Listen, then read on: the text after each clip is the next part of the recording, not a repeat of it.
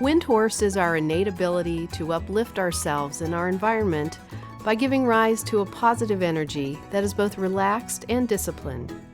Since 1981, Windhorse Community Services has integrated this understanding with modern conventional therapies, meditation, and contemplative traditions in the development of at-home, whole-person mental health recovery.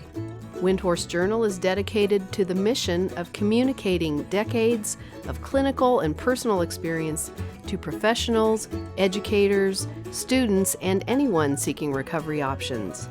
Please join the dialogue.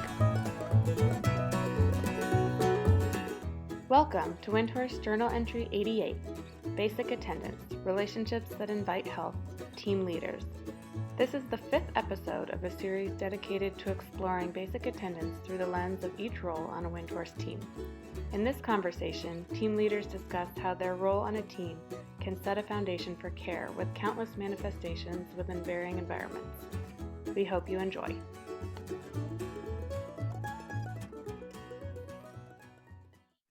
Welcome everyone to this podcast of the Windhorse Journal. I'm your host, Chuck Knapp, and this conversation is the 4th in our series on the clinical practice of basic attendance. It's an honor to be joined today by this distinguished group of Windhorse clinicians, and I'll now introduce you. Lindsay Wolf, there you go.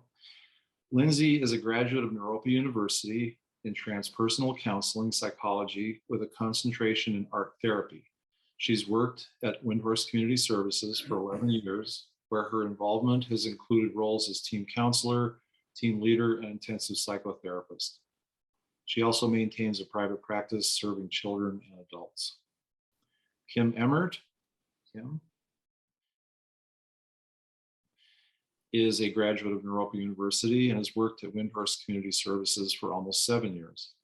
During this time, she's been a housemate, team counselor, team leader, and is currently in training for intensive psychotherapy. Kim is also a psychotherapist and coach in private practice, a biodynamic craniosacral therapist, and certified Yoga Alliance instructor. Art Ginley is a team leader at Windhorse Community Services, currently in training as an intensive psychotherapist and as a private practice working with complex trauma, attachment, and chronic illness.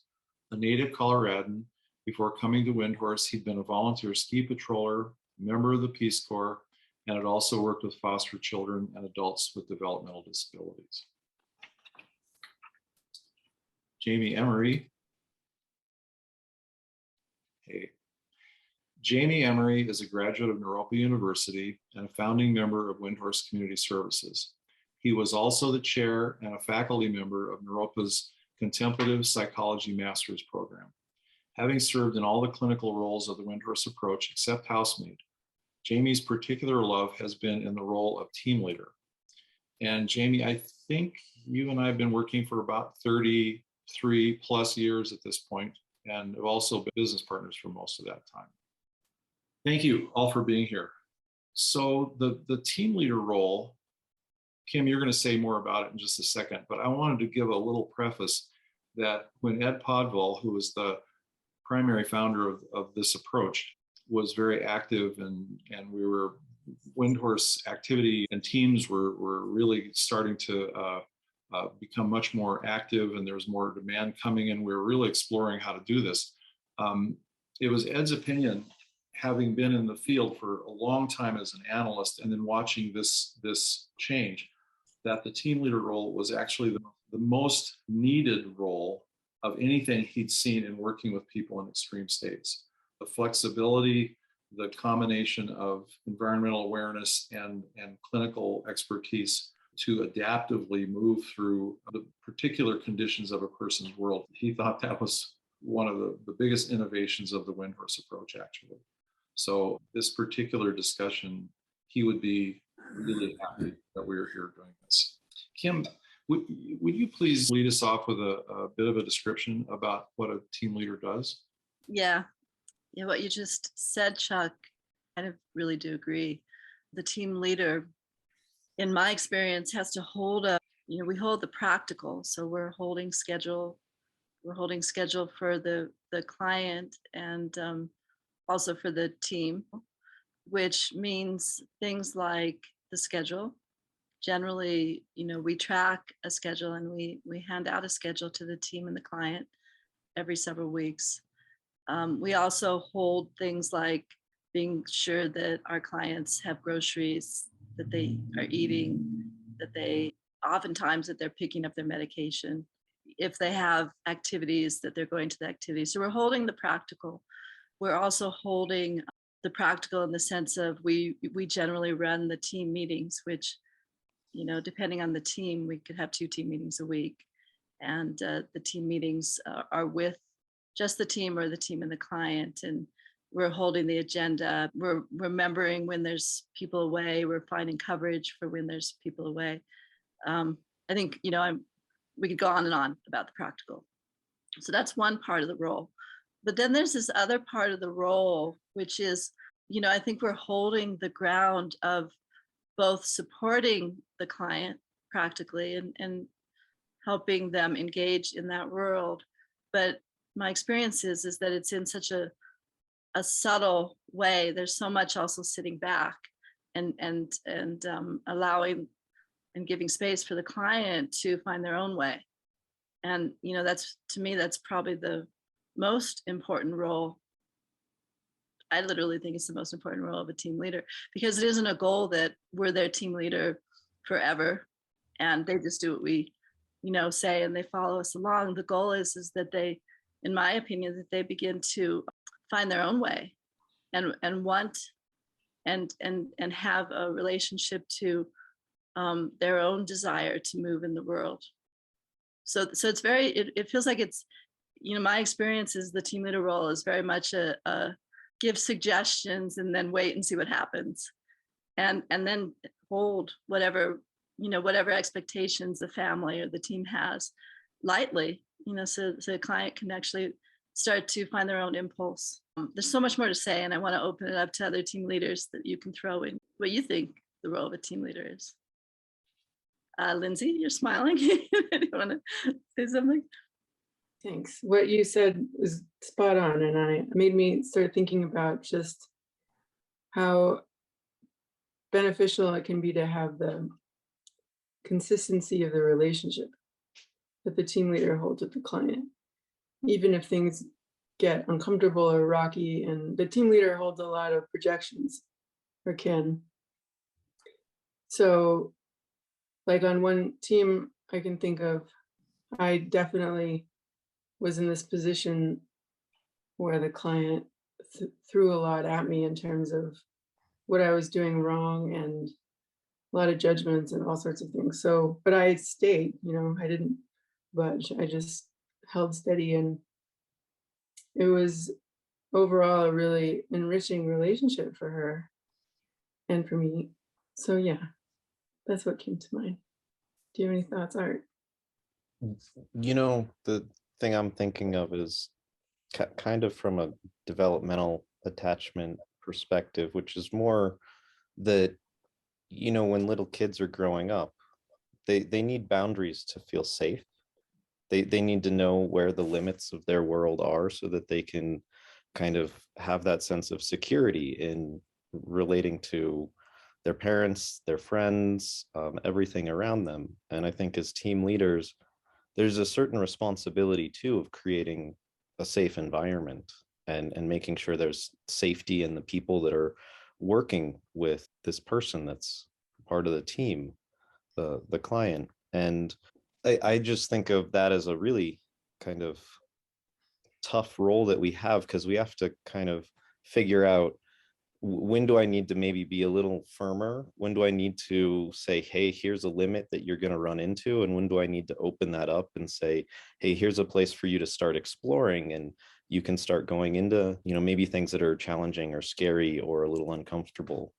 And I don't think of it as I have to become like a parent to the client that I'm working with, but I do think that I have to have a bit of that perspective of creating safety and then encouraging growth and encouraging them to step outside of that, comfort zone, so that they can maybe find things that are healthier or better for them, or they can move into the challenges that, there's a lot of things that all of us don't want to do in our lives that we have to do.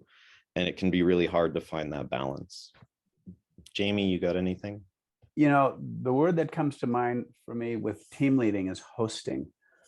And you see it, hosting all the energies that we were talking about, hosting the dilemma that can come up for family and our client as far as, for example, pacing. Is the recovery happening fast enough or soon enough? The whole timing thing. And the issue inevitably is that the clients we work with, they set the pacing of their own life, of their own recovery, of their own expanding out into the world and so forth. So we host the energy, but pragmatically in the team meeting, a new team leader can think that they run the show.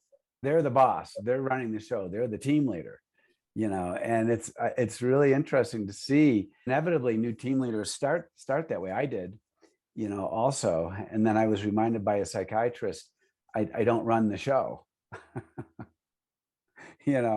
So in a team meeting, there may be a check-in at the beginning of the team meeting. Inevitably, a new team leader will always start with themselves. The check-in will start with them, but a more seasoned team leader will usually go last or jump in, when it's natural, but let other people. So there's some general sense of hosting and, having the chair set up, and maybe the team leader can bring in some, I've done this. You bring in some tea or something to eat. Something people may want to eat in the team meeting, and there's just some general sense of hosting the meeting, and then helping to guide it specific to the time. They're the timekeeper, right? The team leader for the team meeting. So it's a rich role, and I think that the team leader can also be aware that they don't have to fix everything. They don't have to do everything. They don't have to know everything. They're hosting unknowing. They're hosting don't know mind. They're hosting insight in any given moment, and within the team and the team meeting. So I just wanted to acknowledge that aspect of it. To me, what's running the show is natural hierarchy, the kind of insight that the group generates, that at any given time. Actually, the team leader might have an insight that carries a day, but not necessarily. It might be the housemate, might be the whomever, which is part of the hosting and facilitation of a team leader, is to bring the best out of the intelligence of the group. I think part of the team leader also is understanding there is a vertical hierarchy and there is a horizontal hierarchy. And I think, Chuck, it's along the lines of what you just said. As far as a vertical hierarchy is that, they're the team leaders in charge of certain things, and they, there's a certain vertical reference point that the team really needs for the team leader to do things. But there's also the, Chuck, as you were saying, more of the horizontal hierarchy of insight.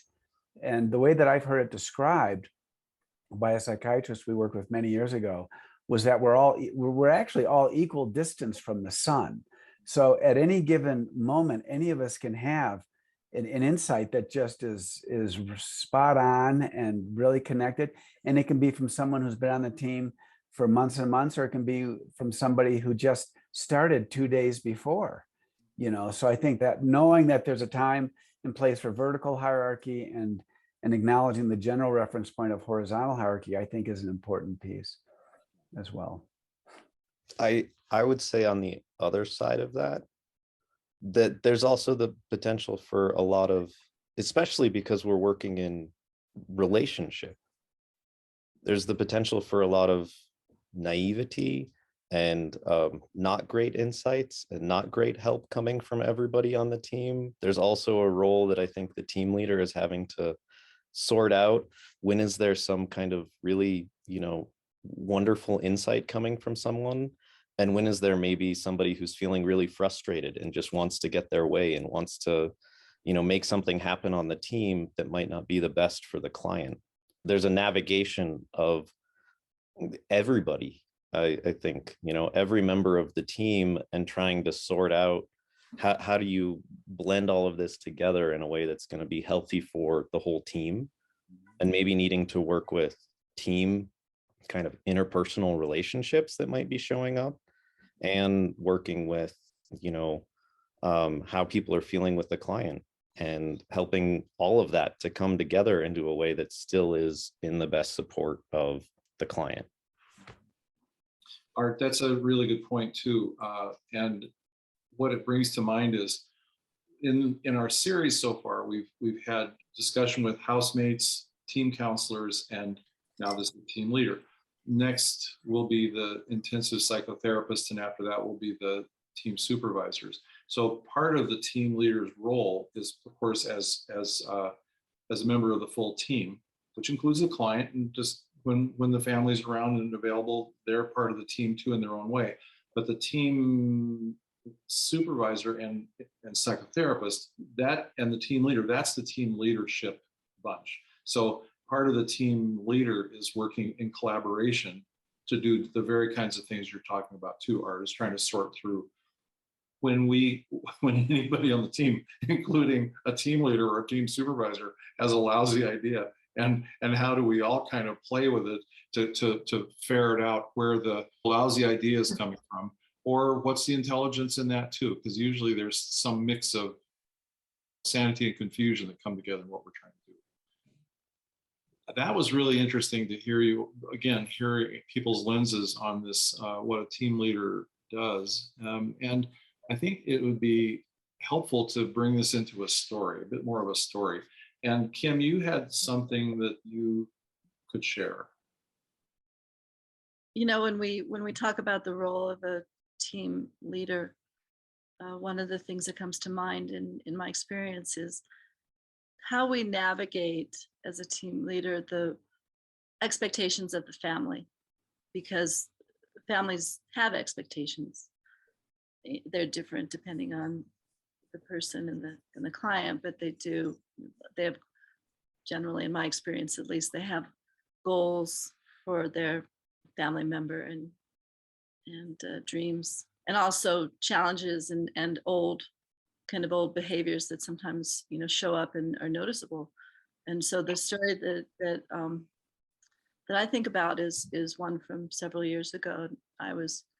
I joined a team that already was in place, and the family lived nearby, which we don't always, the team doesn't necessarily have a lot of contact with the family.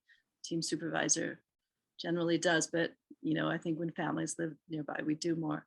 So family lived nearby, and fairly quickly, well, it was very noticeable to everyone that there was a lot of dynamics around money between the client, who I'm going to call Richard, and the family. A lot of old history of broken promises, broken expectations, just confusion, and it was really it was really noticeable that it was impacting the relationship of the client to the father and mother.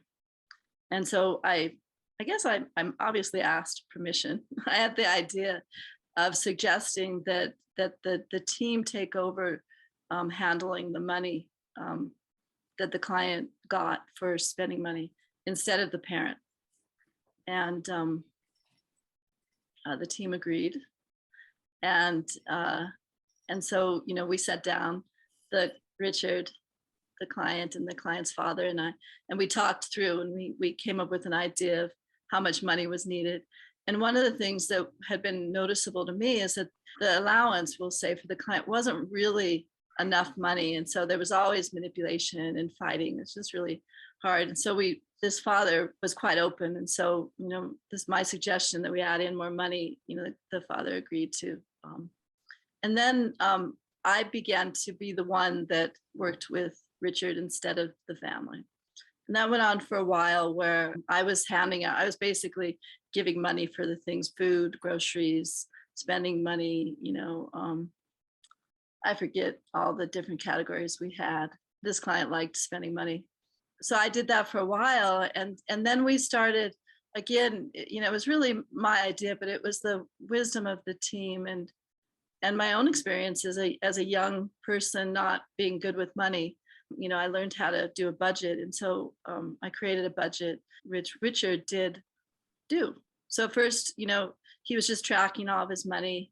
And then over time, we made the budget more complex so that he started to actually manage his spending. And this was someone who could and had gone and spent, literally hundreds of dollars, just randomly on things online, started tracking his spending to the degree that he started to save a little bit of money. And, it was a little unusual because I don't know if it was unusual. I had a certain amount of freedom, working with the parent to figure out how to do it. But at one point the team went down to just a much smaller team, and I left the team. But by that time, the client had shifted his relationship to money. But not only that, it had shifted his relationship to his parents, especially his father, who he had, had a pretty tough dynamic around money with, because that whole thing had relaxed between them. We as the team, and especially the team leader, because we're of the role we're in, we can take some of the pressure that's been in the family system off of the family. And so that there can be some kind of recovery of relationship. So it's not all about money or, keeping the bedrooms clean or washing the dishes or whatever the challenges that exist in a family when there's these kind of struggles. So, and I still do that. I'm working currently with another client on budgeting, and we had to make it very, very simple, and the learning is slow, but I think it's an important part. And I think it probably shows up a lot that we work with money and budgeting and teaching our, supporting our clients to learn. So that's my story. Jamie's smiling. Well, I think I know this person. Yeah. And it was a significant event. It was like an event for the team, therapeutically speaking, where working with the money became a unifying principle for health within the whole team structure, and there was a time also where you worked with the family around don't give extra money outside of the budget, or if you do, why do you do it and how do we work with it?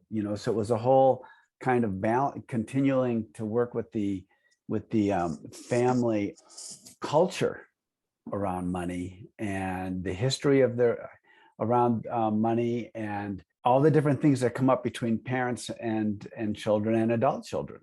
And Richard was in their 20s.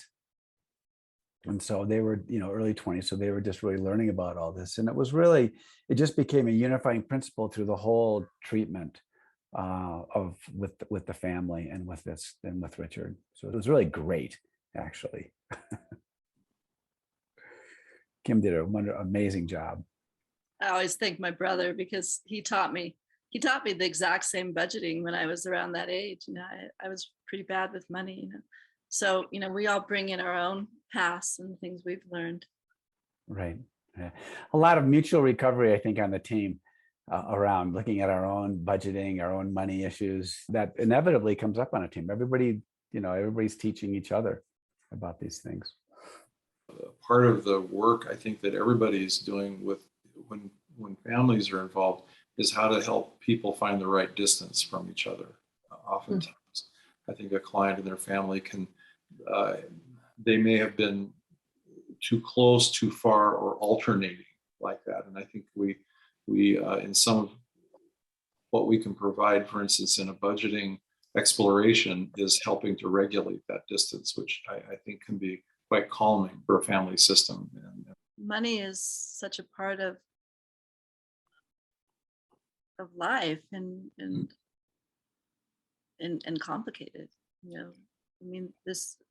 This other situation where I'm also working with the budget, this is a client who hasn't known how to handle money or at all, and now this client has a job and the groceries and allowance comes from the job, and we all have had to try so many different things. It's not like we have this great idea and it's perfect, and then we're all like, yay, we did it. We've had to change and keep trying, and but this client is learning how to have a job, choose to go or not, and run out of money, and then part of the job is to sit on our hands and say, okay, do you have enough groceries for a week until you get paid? And so this is the subtlety of both Windhorse and being a team leader, is really caring with so much, kind of intelligence. And a theme that's rolling through here is, I think, how we invite someone to their health. How do we create an environment that invites people to their health? And earlier, the term mutual recovery was named. And Kim, you mentioned also your own confusion about working with money and budgeting.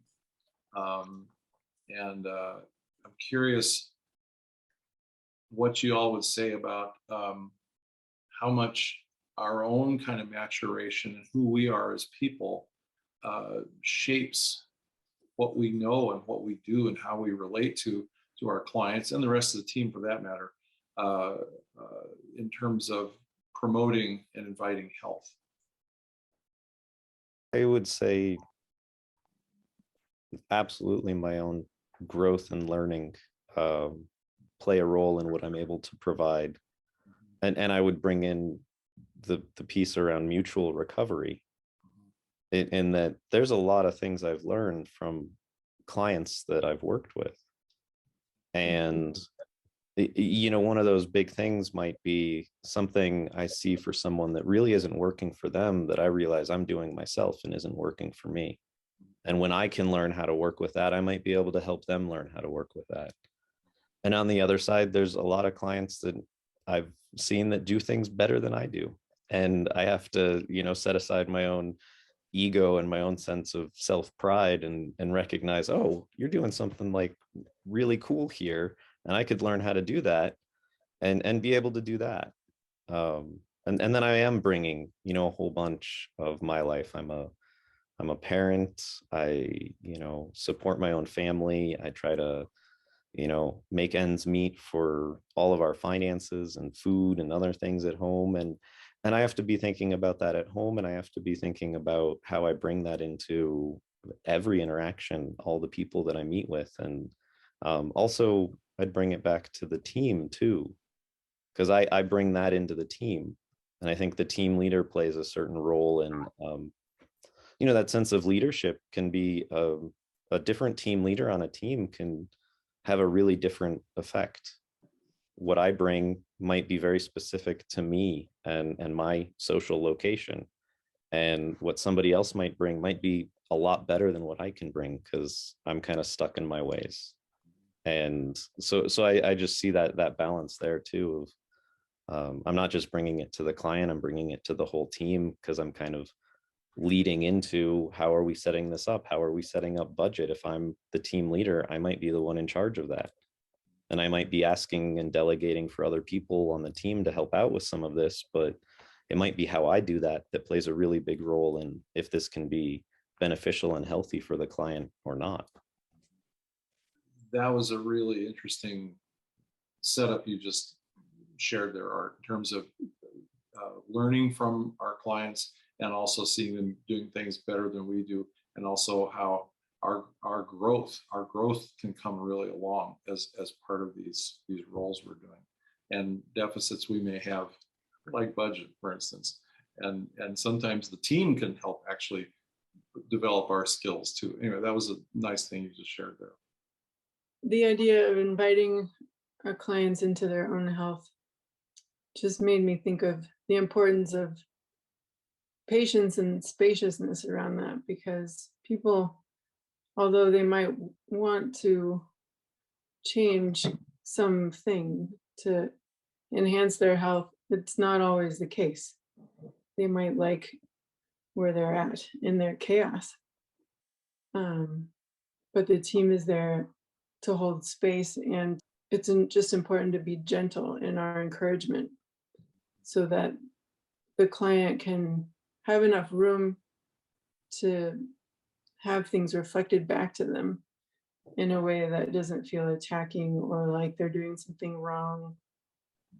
But I think the way the team exists around them in their own health is really, it can be really helpful in just providing an example and an option, maybe, of what it can look like, and that it doesn't necessarily have to be this monumental shift. It can sometimes be very subtle, but send these ripples out that influences health in surprising ways. So mutual recovery and our own health, working with our own health and our own curiosity, urges toward growth, openness towards growth, that all creates quite an atmosphere actually of invitation to someone, as opposed to them coming in and we push really hard on them to change in ways that we think they're supposed to change. Sometimes there's definitely places that you have to hold limits and push a little bit here and there, but an atmosphere of invitation is I think generally we've found to be much more conducive to helping someone grow with our own intentions to be growing people. That creates an atmosphere and environment, including being willing to be wrong, and make mistakes, and work with our own mistakes, and not be perfect in the situation, but to how we work with the mistakes we made sometimes is the best work we do. Because as you were talking, Chuck and Lindsay, you too, I was thinking, we're with clients for many hours a week, depending on how many hours. Sometimes it's 6 hours or 4.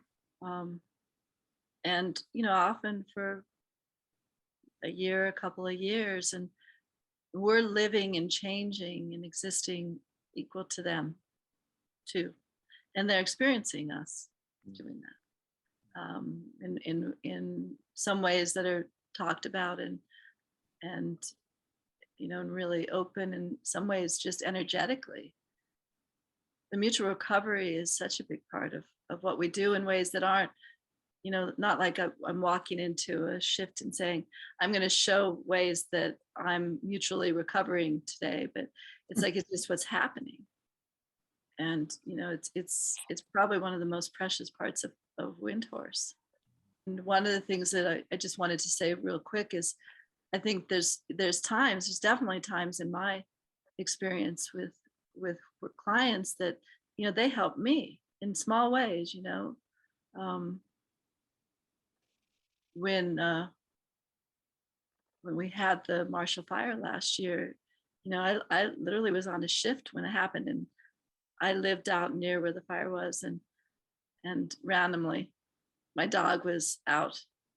I wasn't in the fire danger, but I was out there, and my car doors got locked with my keys and cell phone in them, and I was really upset, and for that moment, the client I was with held the space for me being upset, and another time when I did a shift on my birthday, and the client bought me like cupcakes and put candles on them and sang songs to me over the guitar, and I'm sure all of us can mention things like that. And there's levels of what we do that is just so human and not planned, that is a big part of where recovery comes, I think. I'm sure everyone has stories like this. Well, yeah, I was just going to say, I was with a client once we were out at a restaurant and in another town, not in Boulder, but in another town. And we're out in the parking lot, and we were all ready to go, and it was towards the end of the shift, and we'd had our meal together. And I got into the car and, and was going to roll down the windows, but I had to get something in the back seat. So I got up and I got out, and I threw the keys onto the driver's seat. And I got out to get that thing in the back seat. And as I got out of the car, it was really windy. The wind slammed the door shut and locked the keys in the car. And my client, just started, kind of laughing, and I'm not laughing. I ended up having to call someone to get the keys out, and my client was just very chill, and it was really helpful. Yeah. So as we progress through the roles that a team is made of, again, the housemate, team counselor, team leader, psychotherapist, and team supervisor, as you get into leadership, one's sense of environment and environmental awareness starts to expand. It's less into the dyadic qualities of basic attendance, and it's more into environment, which of course includes dyadic relationship with team members, a client, the family, and so on. But we start looking at how basic attendance is so effective in being able to create healing environments, not just in the home, but in where we find ourselves, where a person's passion and interests take, which directions those take us, exploring what those might be. And it can be anything from the ordinary life that the client is in their world. It can also include something a little bit more adventurous, like taking a trip together. Sometimes people travel to see family. Sometimes the best thing is to get out and go for a little vacation or something. Does anyone have anything they would like to share about the movability of environments, even as much as traveling with someone? Yeah, shifts are unique because you can really do a lot of different things. And I took a client to pick out a dog she was going to adopt, and then later pick her up a couple weeks later, and she got the address wrong, so we ended up going 2 hours in the wrong direction, realizing that, and then 2 hours from there in the right direction and into this person's home who was a breeder, and she chose a dog, and then we went 2 hours home. And just being able to sit in the mistake of it, which isn't really, it wasn't, I don't know, mistake is a funny word, because it created an opportunity to just connect in a different environment. And what do we do when we go 2 hours in the wrong direction? Well, I guess we just make the most of it and just keep going, instead of in any negative reaction either of us could have had. There was flexibility and just an openness to embrace the experience together. But I've also explored different environments with clients in terms of other activities. Like someone I worked with had a history she had past experience scuba diving, and so do I. So we went scuba diving on a shift at the dive shop in town, and she hadn't done it for years, and the experience she had just in her body during that was really great for her. And another time, that same client and I went rock climbing, and she was able to belay me. We trusted each other to hold each other's weight, which can be such a physically and metaphorically and in all these different ways. So it's really quite remarkable how we can explore ourselves and our worlds and each other and the relationship and the environment through all sorts of different places together. I could add a bit of a different experience of, someone that I worked with who had to move out of their home that they'd been in for a long time, and moved to a new location, and then from there had to move into a skilled nursing facility because of an injury. And so definitely getting out. And I remember one of the first teams I was on at Windhorse, I went and did a lot of climbing and just hiking and going out and being outside, and I thought this was great, and this is this is going to be Windhorse. I'm just going to be going out all the time, and that doesn't always happen. And sometimes people can be kind of stuck in their homes or in certain environments because either they're physically incapable of getting out as much as they might like, or they might have other reasons for staying in their home. And so making different environments, moving with clients, helping them move, helping them pick locations to live, helping set up the environment so that it's pretty comfortable and they can enjoy what they may have. The person I'm thinking of, he has a very small room now in this nursing facility, and it's a challenge because everything that he had gathered over the course of his life, it can't necessarily fit in there with him. And so how do we bring in enough to make it a place that feels nice and feels like there can be health and recovery, and make changes and talk about how to make changes so that he can be a participant in the environment. And it's not just, I think of not just having the environment out there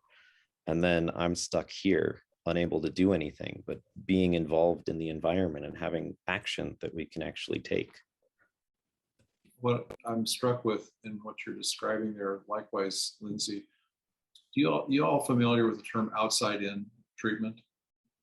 It's part of Trungpa Rinpoche's creating environments of sanity, that oftentimes the outer parts of the environment, like what you're talking about, the activities, budgets, having to move, that sort of thing, traveling from place to place, it's influencing us a lot. So the treatment that we do, the therapeutic processes we create, aren't so completely psychologically driven.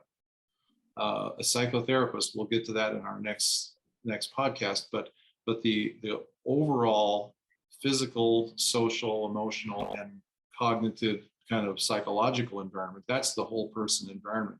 And so much of what we're doing has this outside in quality of working with everything in somebody's life to help with learning and growth, clarifying confusion. Is there, in the sense of that notion of form in the environment and kind of outside in, is there anything that you all would think of worth touching on right now in the last 5 minutes we have? I'll mention something really briefly, Chuck, that you just keyed into, and that is the importance of coming back to some kind of basic grounding principle. And one of the main grounding principles that we have is coming back to our senses. And I think that's what you're talking about as far as outside in. I mean, it's kind of like we come back, it's the relationship between outside and inside. And if somebody is having a difficult time, if any of us are having a difficult time, in the midst of that, we can also come back in any given moment to our senses, and that can be helpful and very grounding. And I think that's part of the Windhorse environmental principle, that there is a mindfulness component of being mindful of the ability to come back and smell and taste and touch and see the environment. And if our mind inside is so chaotic, to come back to an environment that's fairly orderly, that's fairly uplifted, that has a sense of delight or care to it, that can help the internal experience.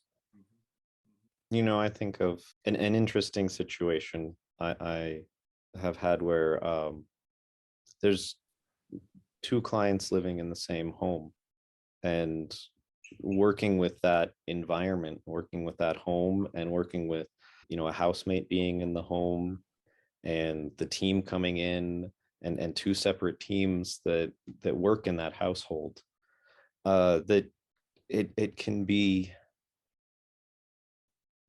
chaotic, as Jamie put. It can be kind of messy and hard to figure things out because it's no longer just thinking of a bunch of people on a team coming in and taking care of the home for the client. It's thinking about how do we set up chore rhythms? How do we set up a way to keep the household clean for 3 people that are living in that same household that might not all have the same rhythms of how they relate to what cleanliness is, or how they relate to where things need to be organized. And sometimes, we'll talk about how things need to be moved around just to make the space more accommodating. And then there's a little conflict there, trying to figure out like whose voice to listen to, or how do we find a nice compromise that works for everyone in the household.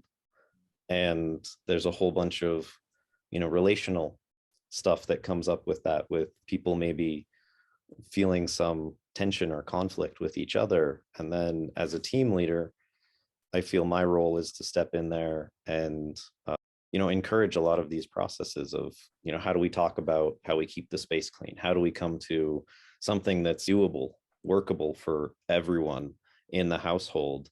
And maybe also looking for times for team members to step in and delegate some responsibility, or say, take someone out of the household and get them to go for a walk because the household is getting to be, too tense, or they're getting, the client is getting kind of frustrated or feeling kind of stuck in the household and just needing to get some space and get out of that environment into a different environment. And it feels like role of a team leader is stepping in and kind of looking at all those different aspects.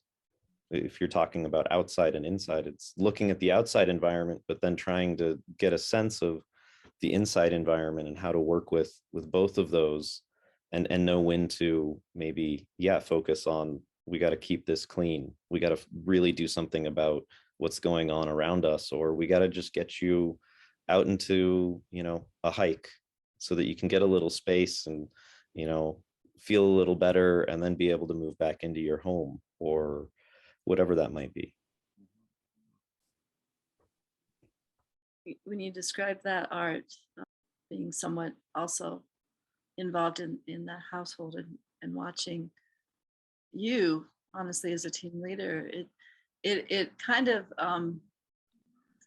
really shines a light on, again, I think what I see as the team leader role, of holding a lot of chaos knowing, holding it and having the space and grace, I guess, and skill to hold a lot of chaos and compassion, like self and for the clients in the household, and then making choices, and hoping they're the right ones, and if they're the wrong ones, then trying again, Yeah. So when you describe that and knowing you in that role, really is literally what a team leader is to me.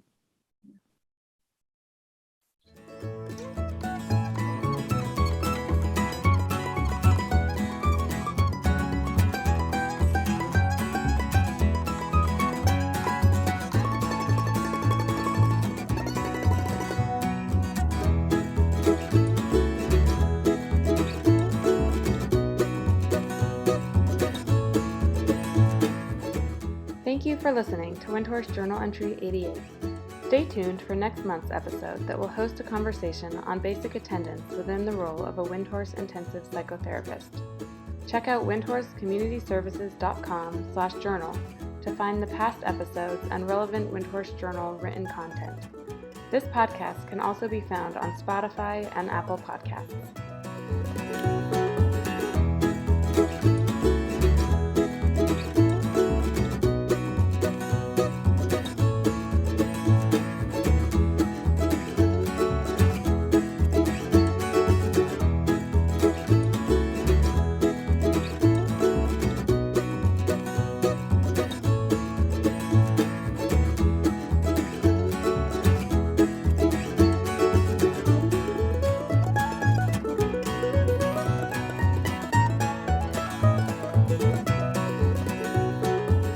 Windhorse Journal is a publication of Windhorse Community Services, supporting recovery from mental health challenges at home and in the community since 1981.